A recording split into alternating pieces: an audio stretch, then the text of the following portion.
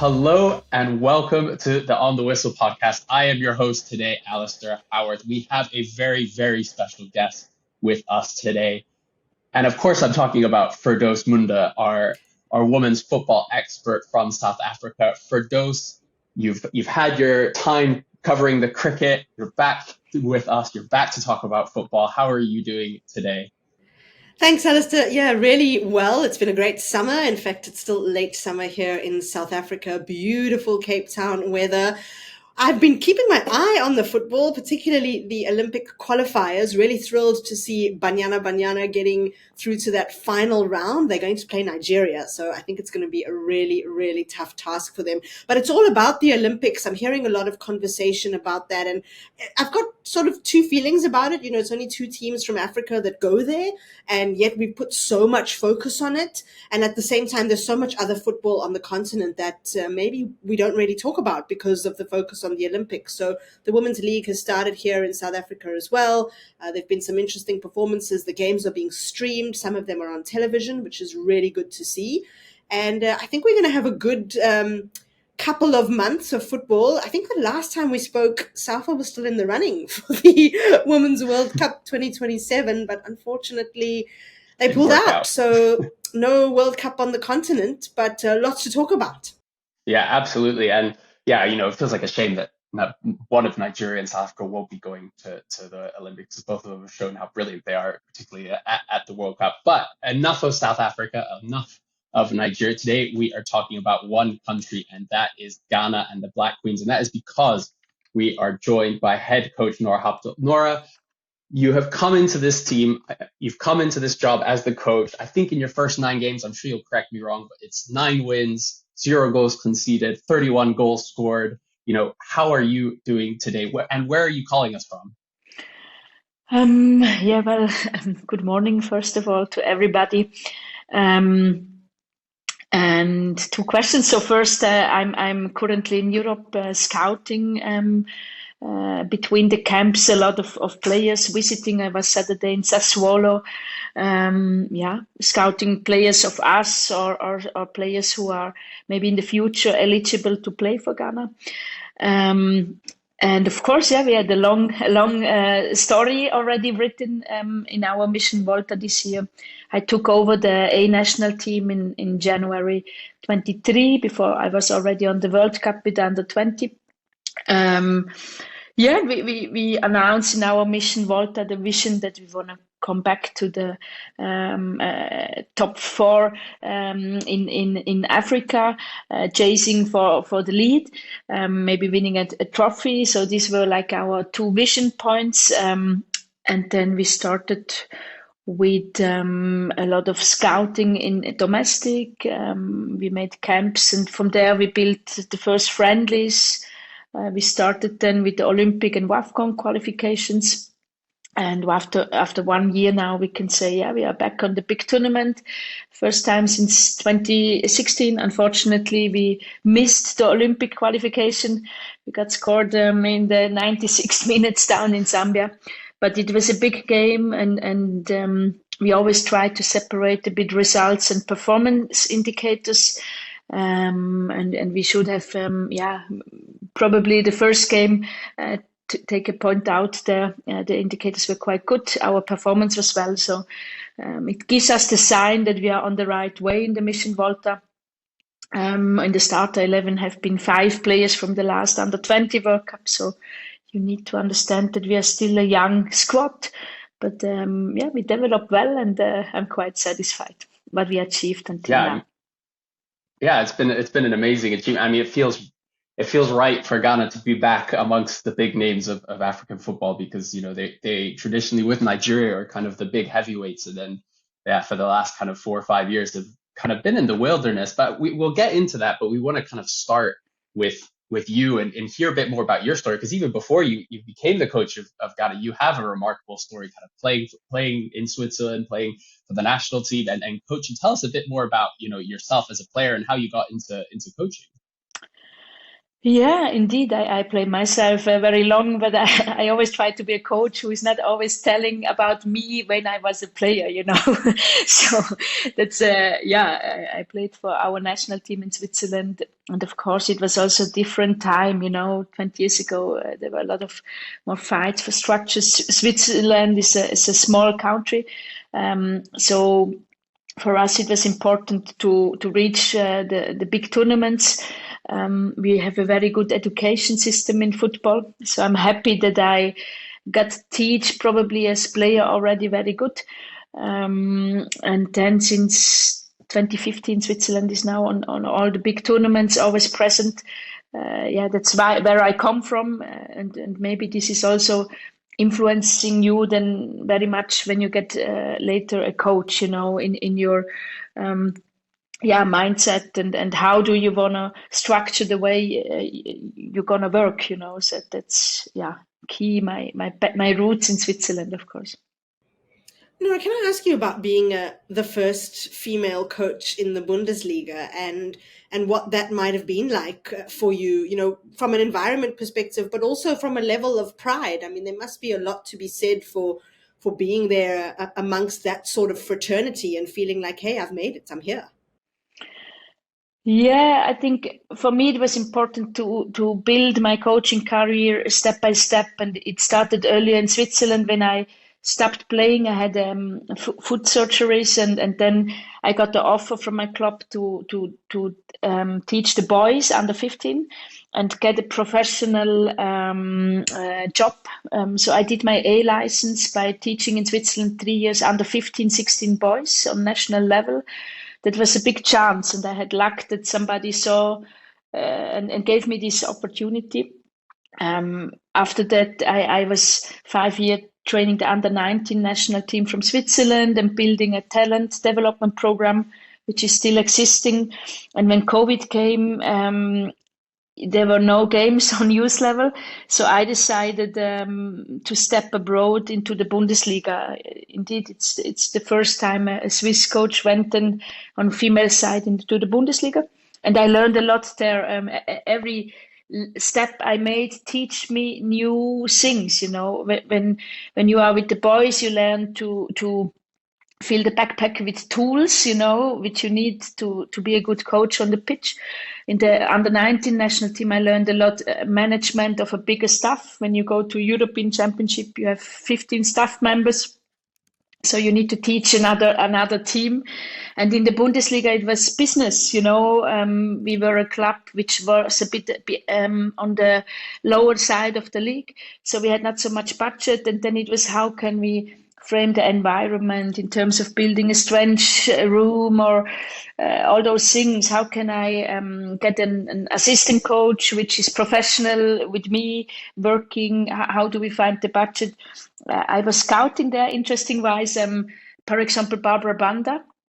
She was already in China, and China was in the COVID season. They were on hold the league, so we put an offer to her club.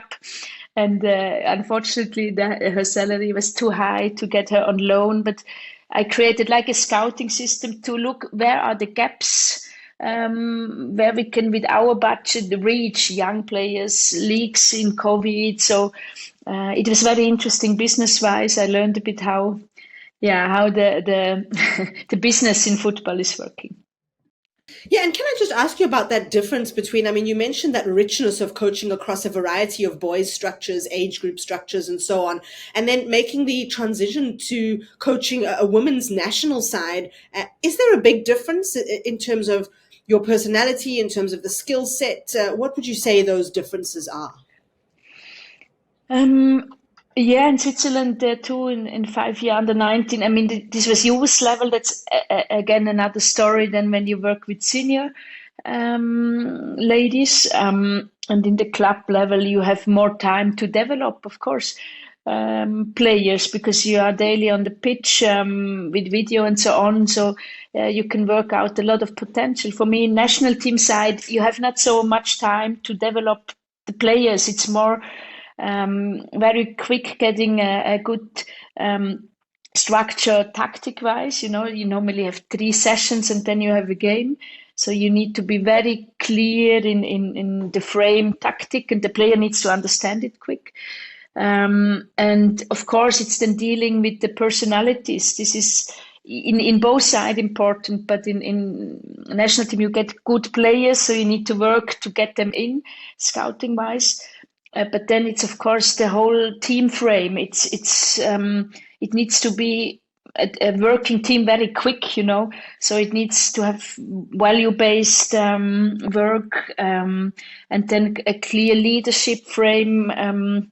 So those things, I think it's very important in national team. And in club side, you do a bit the same, but you have much more time, and you can develop also players much more football-wise, let's say like this. And you talked about learning about how to kind of manage a team, how to manage boys and then girls, and then kind of the business side at a club level. You go from coaching in the Bundesliga to becoming the Ghana Black Queens coach.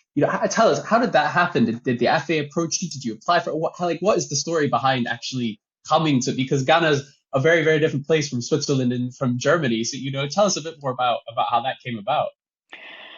Yeah, I mean, first of all, I was very open afterwards to work abroad. The connection also came over FIFA that Ghana was looking for a technical advisor for the under-20 national team who went on the World Cup in Costa Rica. And I got then a request, and like this, the bridge was built. I clearly said there was already a bit, of course, a question about the A team, and I was in between shortly in Israel working there. I learned a lot, so I said that I'm going to come to the Under-20 World Cup and want to have a picture of the environment. How is the player level? How is the management around the team and so on? How is the leadership in the FA? That's crucial if you want to get success on the A-team level. And when I get an impression, I make you a report and a feedback, and then we can discuss the A national team, if it's fitting for me, and if I fit also for you. It needs to be a marriage in the end. And this is how we built it then in Ghana. For me, there were two things highly interesting. First of all, I saw these talents, fantastic players. And when I screened the world picture, then I saw that there are over 60 players around the world, which we can make maybe playable for Ghana and bring them back. Meanwhile, there are over 110 players, which I have on my scouting radar. So this high potential of players and going in an environment where I need to develop myself, So for me, the interest behind it sounds maybe a bit ridiculous for others, but I learned the most in this whole journey over myself, because you reach borders, you need to rethink your ethic normative value setting, because it's different what I was used sometimes to the culture from Switzerland, and it's not right or wrong, it's just different, and I knew when I jump in there and when I have the resilience to survive, and then I will learn quite a lot, and this was another very big motivation for me to take this job. Yeah.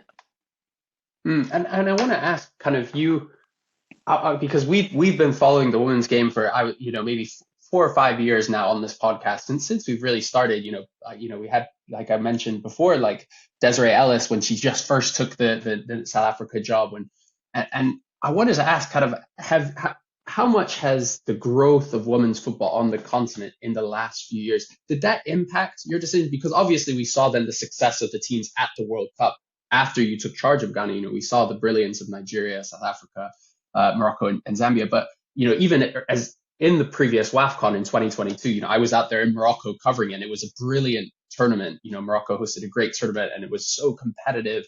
We saw those kind of big four heavyweight teams really emerge for the first time. Before you took the job, kind of how much did you know about not just Ghanaian football, but about the context of women's football on the continent? And how much was that maybe informed by kind of seeing the more recent success of those teams?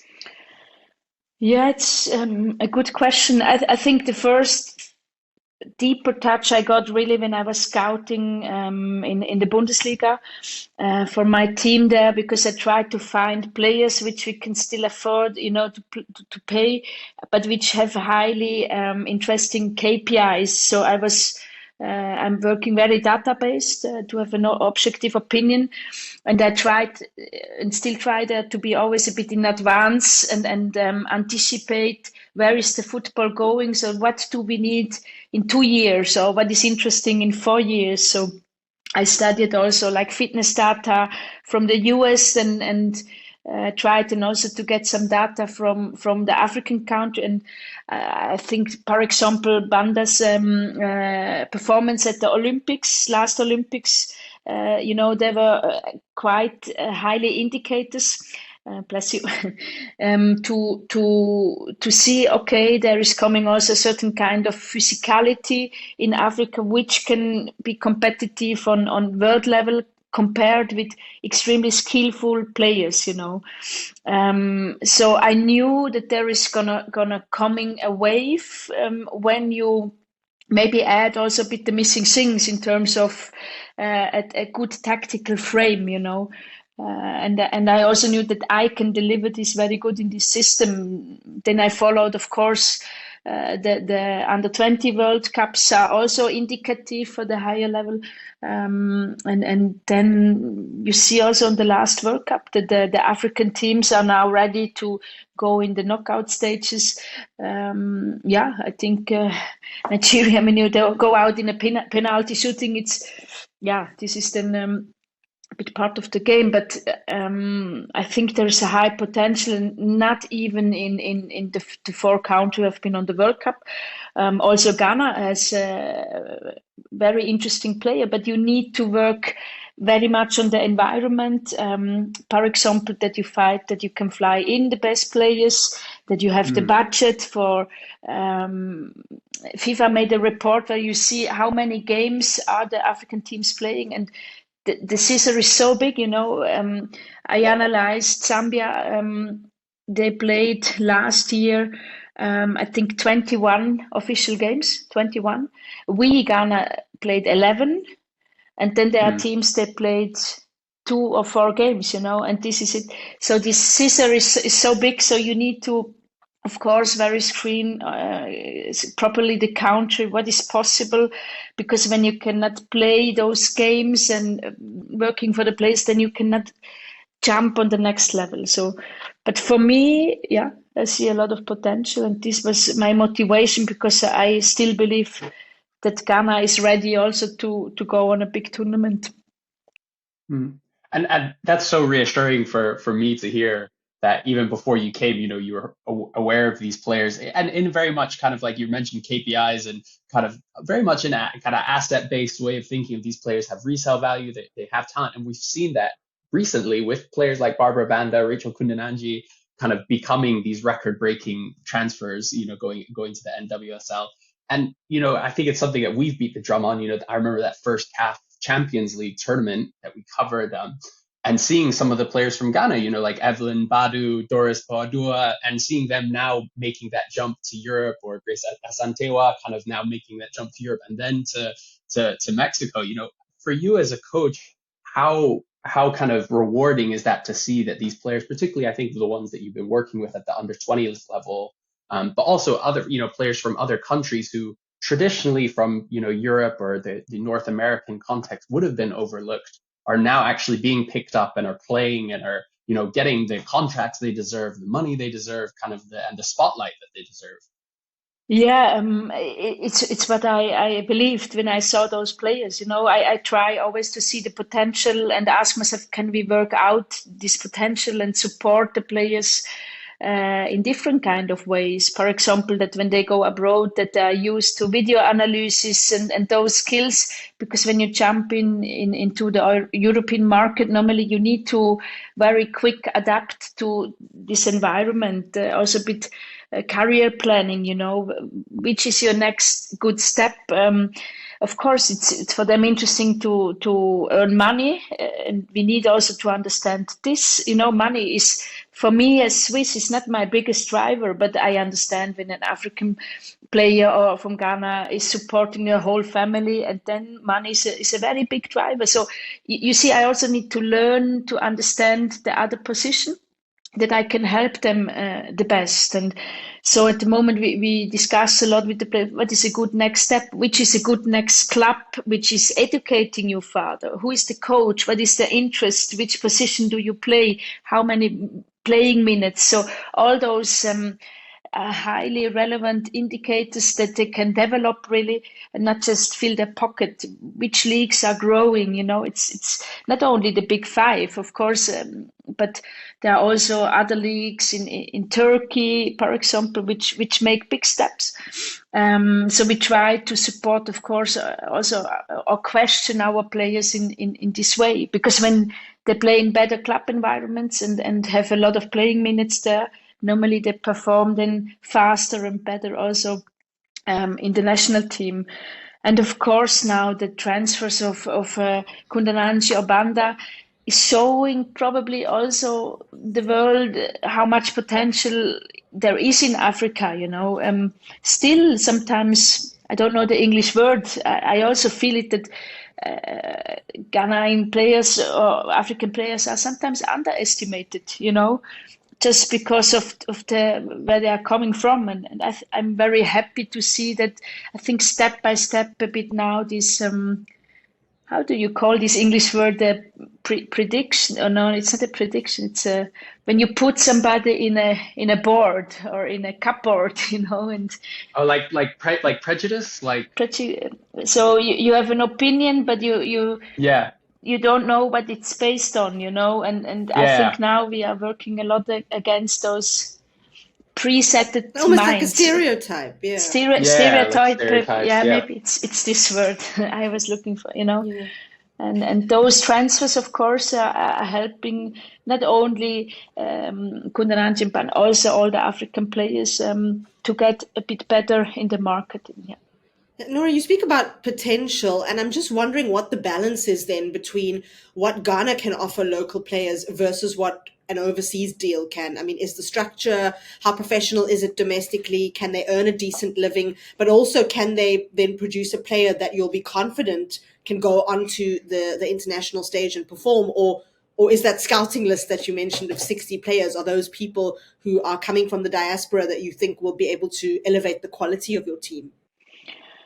I think there are also two questions in your question. First of all, it's always understandable the demand of implementing domestic players which are still living in Ghana into the national team.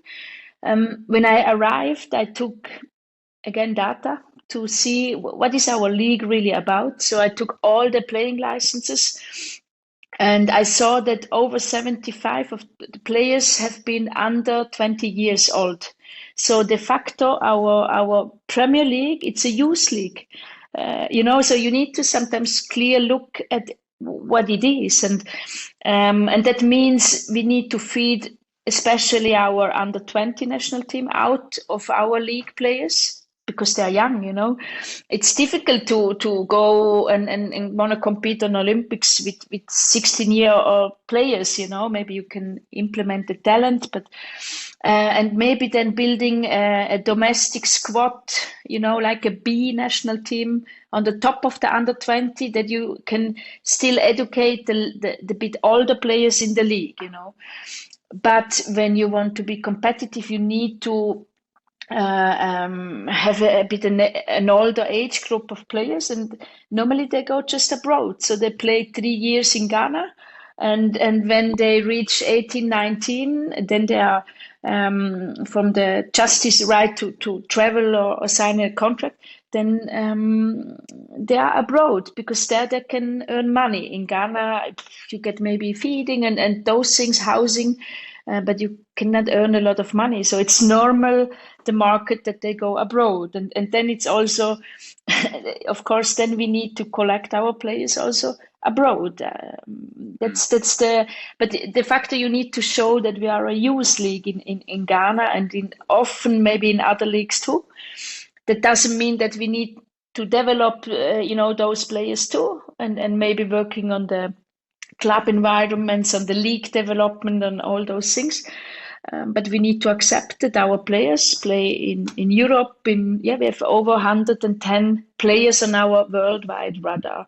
Some are in college, and then there is another part from players which did not grow up in Ghana, but Mm. which have Ghanaian ancestors, which are eligible to play. And also there, when there is a highly interesting player in England playing for Arsenal or whatever, then you need to, of course, also hook in there and try to make them eligible. So it's a bit, seeing the big pictures, the gaps, and working from, shooting from every side, I always say. Yeah. How interested are those players that you mentioned? Some of those that are abroad, who have Ghanaian ancestry. I mean, do you have to lure them in by, maybe, I don't know whether it's promising an international cap or money or a different lifestyle or connection to their roots, or are they quite keen, do you find? Yeah, of course, it's first always valuing their potential, because they need to be better than somebody who is in on their position. Otherwise, it's not worth to work them in. That's a bit my job. Then it's getting contact to them. And normally I speak to them in a chat, and listen to their commitment. For me, when I was a national team player, it needs always to be an honor to play for this country, and you need to feel a certain connection.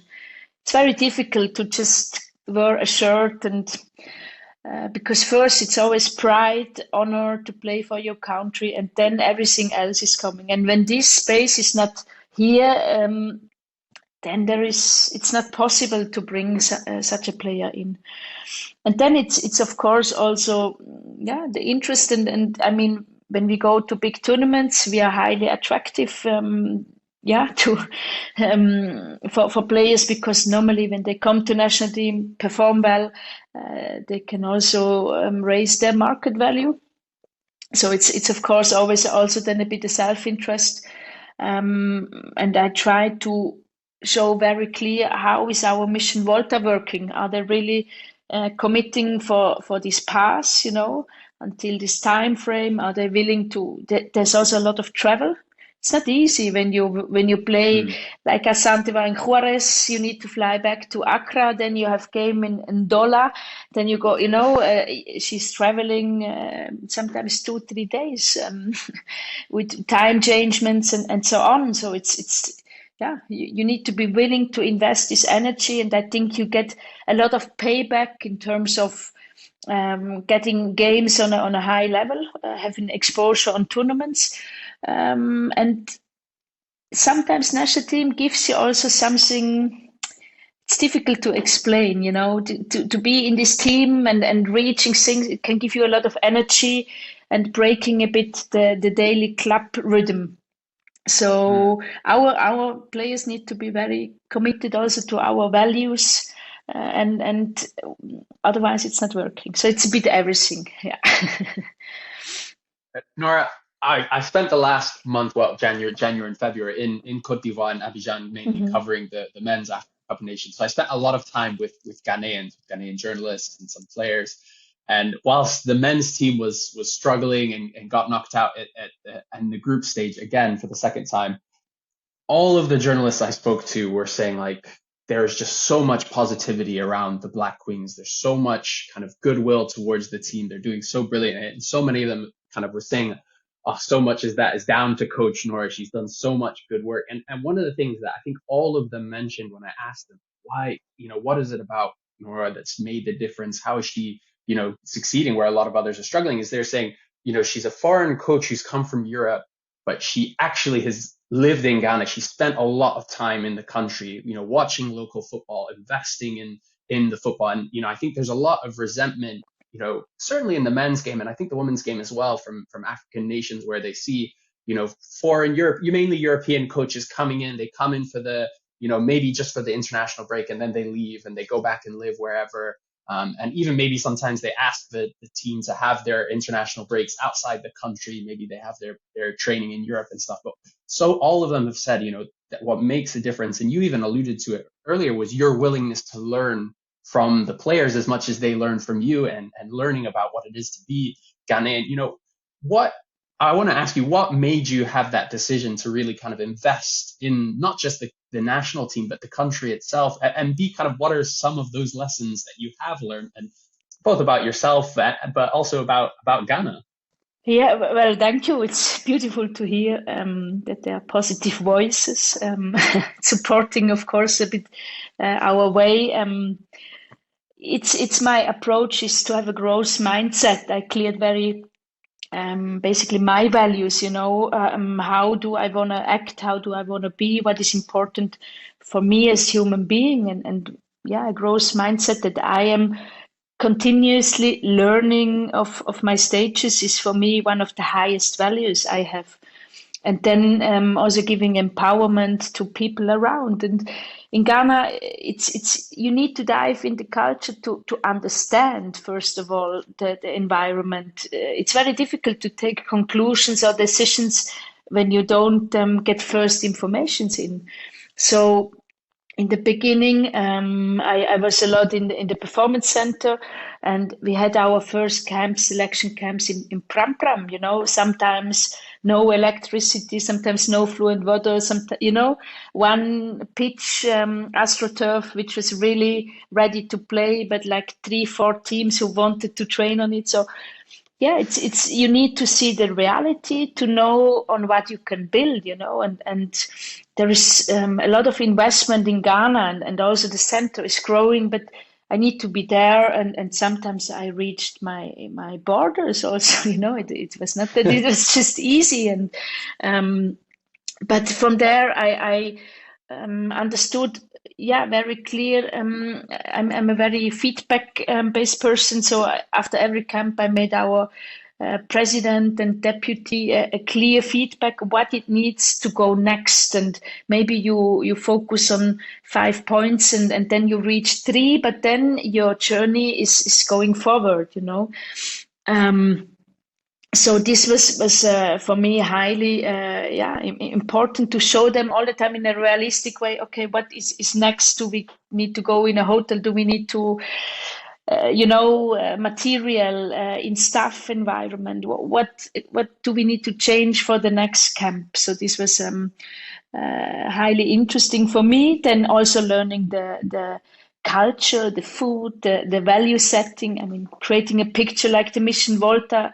Yeah, Volta is the river. It's meandering, a bit like our way. Volta means to turn. It's a Portuguese word.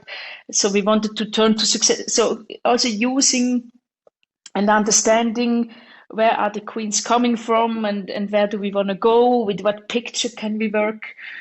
And then also with the staff clearing very clear the ethic normative value setting. They need to understand how I want to work. And a lot of them have been used to be the POD culture, like push the others down. It's often in Africa that you swim on the top by pushing others down. This is not how I understand to work with people. I want to empower, and they need to understand this first, and I need to understand where they are coming from, that we can implement this kind of culture in our staff. But this needs all time, and it's not that you can come and just say it's like this. So sometimes you need to extend a bit your value setting, but there maybe are things I cannot accept, and this you need to very you need to clear it with commitments. We always write the things down together. Everything is in a written commitment. And it's you need to work those things through, and it's very difficult when you just dive in and tell everybody how you think it should be, and then they look at you and say, yeah, but what do you know about us? And there are a lot of valuable things which you can build on, and I don't know everything. So there I found a lot of beautiful things, and I don't know, singing before the game. It's so much releasing, I can hardly clap in the rhythm, but then I need to let it go and try to, yeah, so many beautiful moments I had where I realized, wow, this is something I don't know, and it's beautiful. So let's keep it or build on this. So this openness, I think it's very crucial. I often then, when I reflect, it's maybe I want to lead with more transformal leadership, and often in Ghana, like it was more a transactional leadership, and sometimes then you realize, it gives you a lot of questions back. You cannot just do it like the way, you previewed. But I learned a lot again on myself. How do I want to lead, and what is possible, and sometimes also to accept what is not possible. Having a big reduction on things, priority-based working. So in Switzerland, we are details, about 100 millions of details. And I imagine it's a beautiful story. When I was in Pram and I had a bad day, sometimes you have bad days, and the leader, the manager of Pram, Winifred, called me to her office and told me, Nora, sit down. And she said, Nora, how many car signs did you see when you drove to Pram? It's about 2 hours away from Accra. And I thought, what do you ask me about car signs? I'm pissed because we cannot train on the time we want. And she said, no. How many car signs? They said, I think none, And then maybe in Accra, a red signal, at the street. And then she said, look, it's a bit, today you come in and you want to put 10 street signs, and it's cognitive too much. People cannot follow you. You are overloading. So maybe I advise you, maybe you put one street sign today and look how and then maybe next week you, and those little moments, then I went home and needed to reflect a bit on it and said, yeah, it's much more reduction, much more priorities on things. So you see, I learned the most, like I told you in the beginning. So, yeah. Nora, it sounds like you really embraced Ghanaian culture and also West African culture. And there's a big debate we have in the west of the continent, which I'm hoping you will give us a little hint into. And the question is, who makes the best jollof rice? So I'm assuming you've tasted the Ghanaian version. Have you tasted any others, and which one's the best? Yeah, of course. I try a lot of things, and I always need to be a bit careful. Something are very spicy, for me. So then I sweat a lot, and the jollof. I like the jollof when it's not too spicy, for example. But one of my favorite is okra stew. Actually, okra stew I like a lot, and then of course also all the fruits and everything. Yeah. But I'm always open to try new things. Yeah. I love that. And I imagine that the Ghanaian palate is just slightly different from the Swiss palate in terms of the type of food you eat. Yeah, Switzerland, we have a lot of cows, and so we produce a lot of cheese and those things. Mm-hmm. But actually, it's funny. In the beginning, we always brought some chocolate down, and in Ghana, you have one of the best cacao productions. Yeah. And then I always told our president, I'm closing the circle, because probably the cacao was exported to Switzerland. We add the milk, and now I bring back the chocolate, And that's actually a really nice metaphor, right? For like what you're doing. Like the raw product is all in Africa, and then it has to sometimes go out and get refined. What a beautiful metaphor for kind of your journey is the cacao and the chocolate. You should write a book, and that should be your title. Absolutely. Yeah, Nora, I kind of want to bring it back, because you've mentioned this kind of mission Volta, and that kind of was the basis of why you came to Ghana. Kind of your remit is predominantly to get Ghana back into the Women's Africa Cup of Nations. Obviously we didn't have it in 2020. They didn't qualify for 2022, losing out to Nigeria.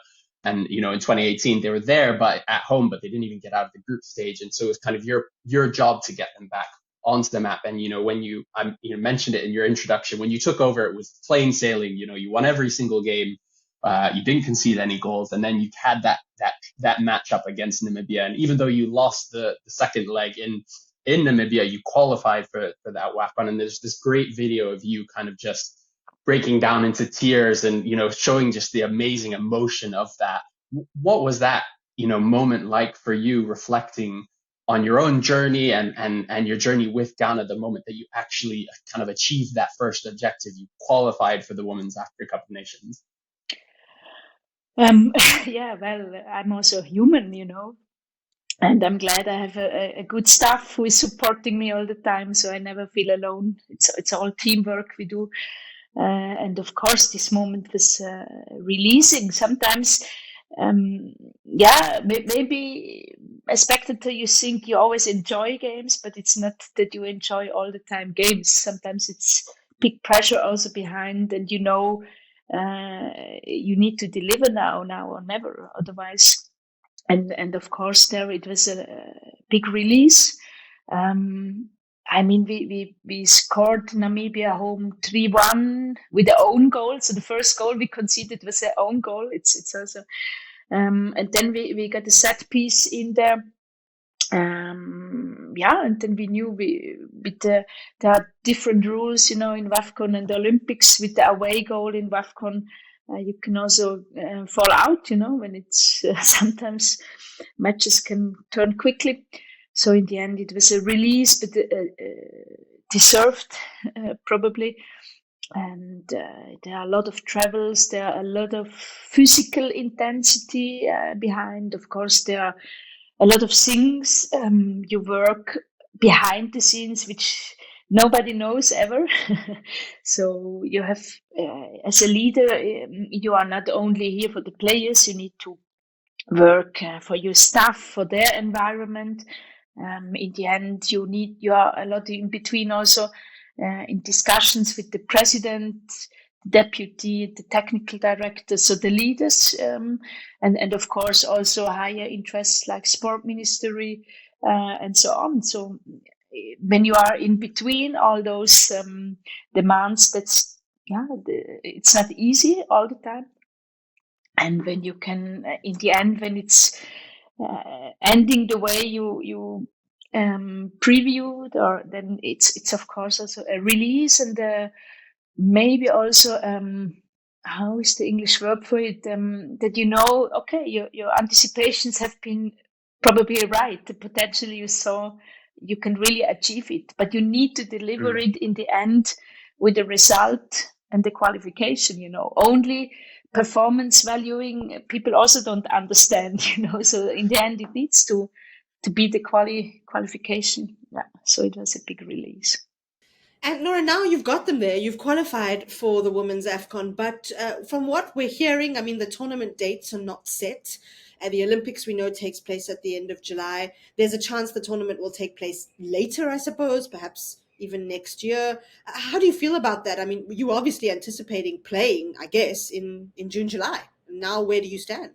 Yeah, it's a big questionnaire, and it's quite difficult when you don't know where to head to, you know. So because the planning, it's crucial, and it makes a big change for us when it's the WAFCON is going to be happening next year. I myself neither don't know when. You need to understand that most African countries pay their camps over the ministry.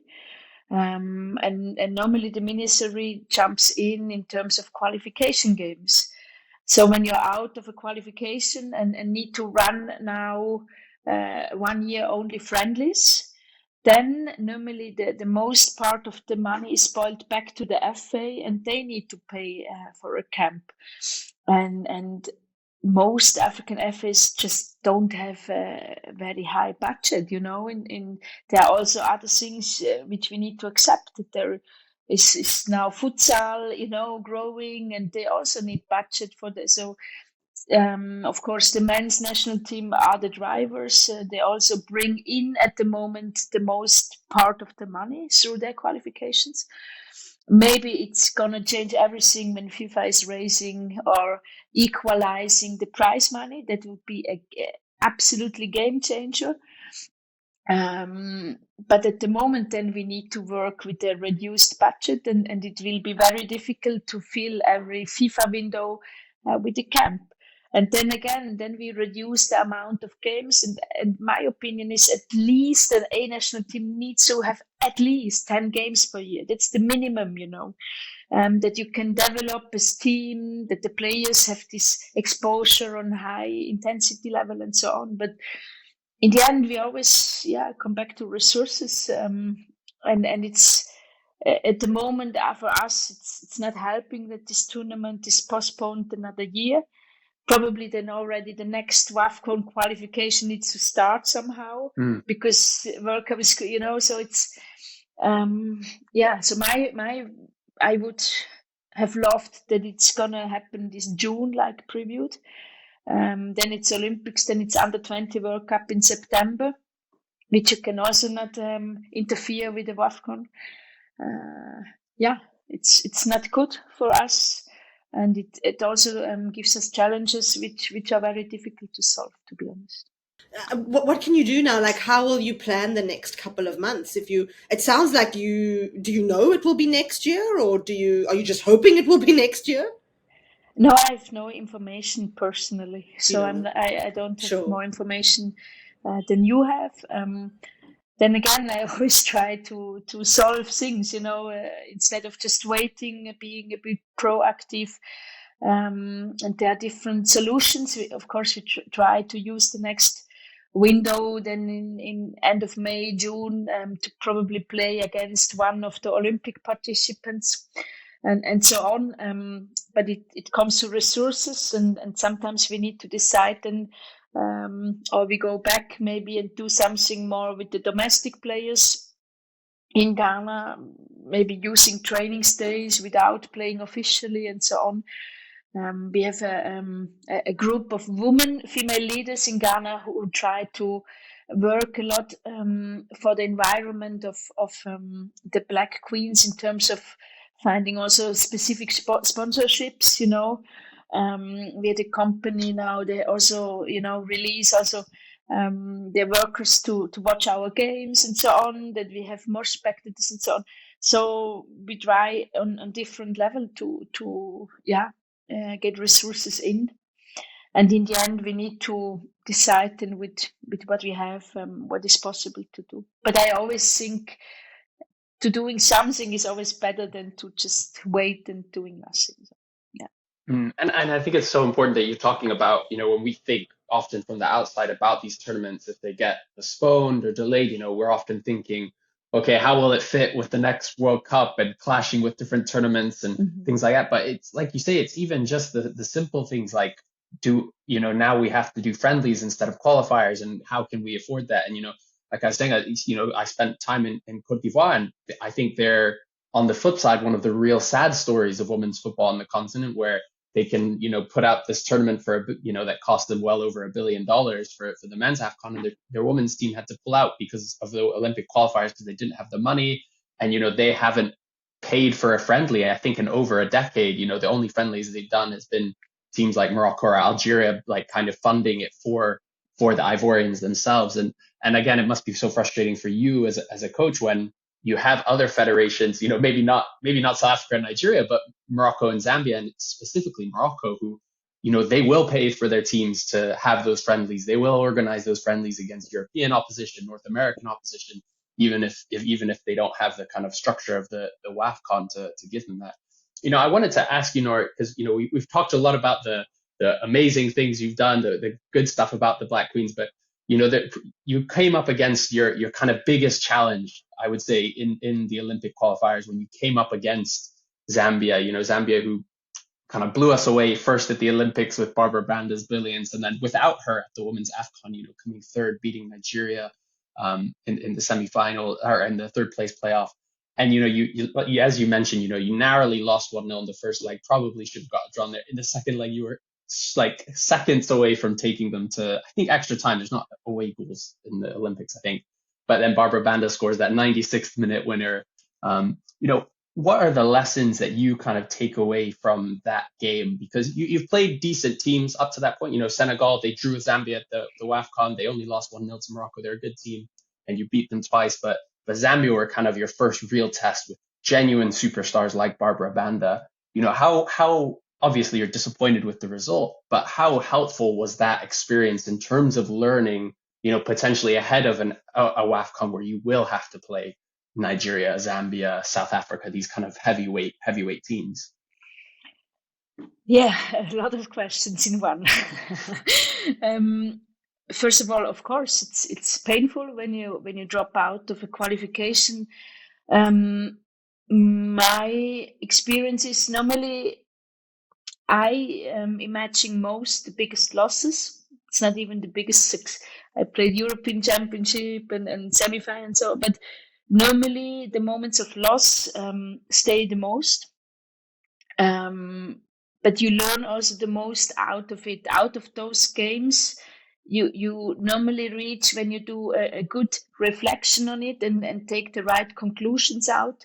Then you end up on a next level. It sounds a bit weird, but sometimes you need to lose that you can achieve the next level. And when we look very clear on the performance side of the games, we went a bit with too much respect into the first leg at home. And in the mid-time, we switched a bit the system and could very quick learn and grow with the game. We had a statistically high dominance in second half in possession. That was also for us good to see that the Ghanaian DNA is to have possession, to play possession football, and we can play possession against, a World Cup team. So and normally in the XG we should score 2 goals, on the rate, and Zambia was on the XG value 1. So normally, and statistic-wise, this game needs to end 2-1 for us. But then it's football. You hit the post, and lose the first game. And then again, what do you learn for the second game? It was fantastic atmosphere in Dola, 25,000 crazy footballers. But again, we have 5 under 20 players from the last under 20 on the pitch. So they are young players. They need also to learn and grow with this atmosphere. I think we had the management was very good. But we went in behind, equalized 1-1. Then we lead at 2 times the game, 2-1. Then it was 2-2 and 3-2. So I think performance-wise, we showed that we can grow with the pressure and good players with a high potential. They can learn in those pressure games and go with the level. It's very interesting, and so you see also which of your squad are growing in this pressure. And in the end, 96 minutes, Banda, she played flat through the wall. Maybe we should have laid the crocodile behind. So you always learn and learn. It gives you new challenges, and then you need to adapt with new answers. But I am proud that we had so many answers short term ready and could already deliver on the pitch. In possession, we dominated them. I think it was especially the 20 minutes second half. It was beautiful football also to watch. It was dominance. It was possession. And when you can play this, then it's okay, we can easily develop on the next level based on this performance. So in the end, the result was still not there.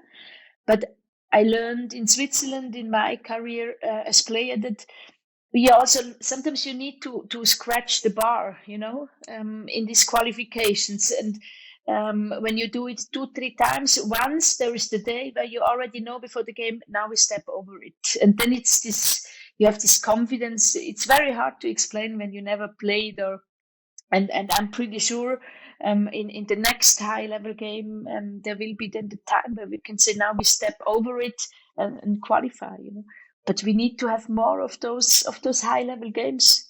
This is in the end really developing the best player to a next level. Yeah. Coach, it has been a pleasure talking to you and kind of hearing about your brilliant journey, not only your own journey, but the journey of the Black Queens. And it's as I said at the beginning, it's a good thing for African football to see Ghana back where they belong at the top table. And we appreciate so much of your time and joining us today. And if you're listening or watching, and you're interested in women's football, you're interested in football on the continent, do give us a follow on the Whistle podcast. You can find us on social media, Twitter, Instagram, Facebook, OTW_podcast, and on YouTube and wherever you get your audio podcasts on the Whistle podcast for all the best interviews like the one today. And we get some of the coolest names and most interesting names like Coach Nora. Nora, thank you so much once again for joining us. It was a pleasure, and I travel so much, so I have a lot of time to listen to podcasts. Actually, I do a lot because I can also learn a lot through other opinions. So it will be a pleasure to join your podcast in future. Thank you very much. Thank you so much.